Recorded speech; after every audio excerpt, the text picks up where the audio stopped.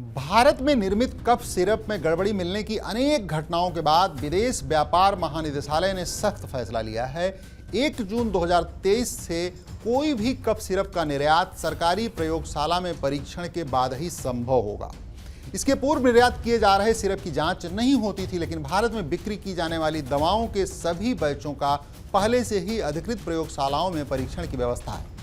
अभी तक Gambia, Uzbekistan, Micronesia और मार्शल द्वीप समूह में भारत निर्मित सिरप से मौतों की सूचना मिली है। इससे देश की बदनामी हुई। WHO ने इस ओर भारत का ध्यान दिलाया था।